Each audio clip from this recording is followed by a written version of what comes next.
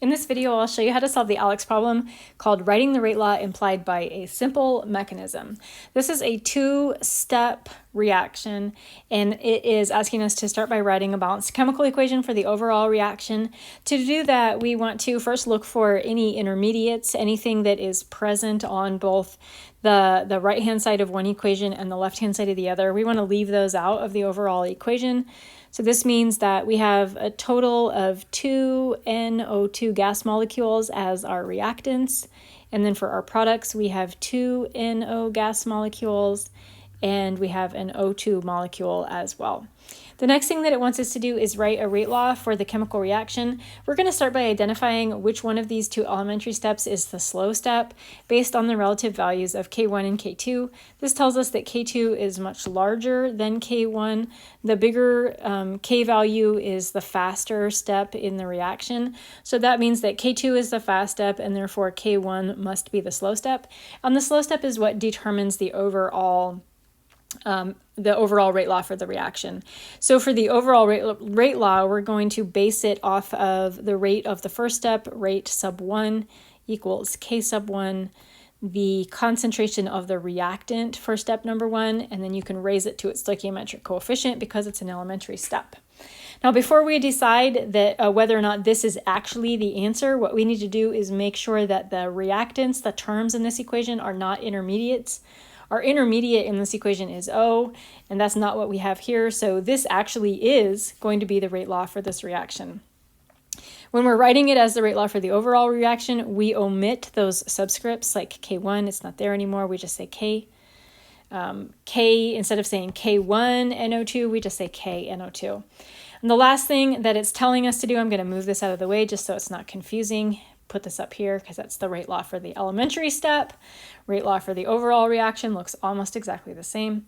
Last thing that it's asking us to do is express the rate constant K, so this one right here, in terms of something like K1 or K2, K minus 1, K2, K minus 2, whatever you might need to do. So in order to do that, we're going to look at this rate law and we're going to compare it to the rate law for the elementary step. We're going to see how they are similar. We're going to compare the K values to each other.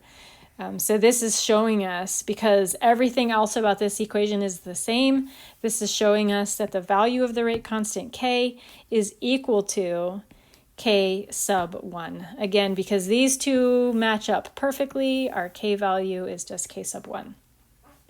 Now this problem is actually really similar to another ALEKS problem that we've done before, writing the rate law for a reaction where, what is it called? Writing the rate law implied by a simple mechanism with an initial slow step. Exactly the same as that problem right there. Not all of the problems in this set on ALEKS are going to be like this. So I'm going to actually show you another variation of this problem. So initially, at least, it looks the same. It's 2 steps, 2 rate constants. First thing that it wants us to do is write a balanced equation for the overall reaction. So we want to go through here and find our intermediates. It looks like our intermediates are HI. It looks like just HI. So the overall reaction here is going to be H2 gas plus 2 ICl gas produces 2 HCl gas and I2 gas. And then again, we're going to write the rate law. So we're going to look at the relative values of the rate constants. K1 is the larger rate constant. K2 is the smaller rate constant. And that means that K2, reaction number 2, is the slow reaction. So this right here is going to be our slow step. And that means that the overall rate law of the reaction is based on the rate law for the slow step. So I'm going to write up here, rate for step number 2 is going to be equal to the rate constant for step number 2, K2, times the concentrations of the reactants in step 2, HI and ICl. And before we start plugging this number into our rate law, we've got to look at these and make sure that none of them are intermediates. This is an intermediate. HI is our intermediate, which means that we can't plug this in as our rate law. Our overall rate law for our reaction can never contain an intermediate. So what we need to do is come up with an expression for hi that we can plug into this equation. To do that, we're going to be using the other step of the reaction. So if we're basing our rate law off of the slow step, then which is step number 2 in this case, we're going to be using the other step, which is step number 1, to come up with a term for hi. And the way that we're going to do that is write 2 rate laws for this first step. One of them for the forward reaction and one of them for the backward reaction. For the forward reaction, the rate constant is going to be K1. For the back reaction, the rate constant is going to be K minus 1. For the forward reaction, the reactants are H2 and ICl.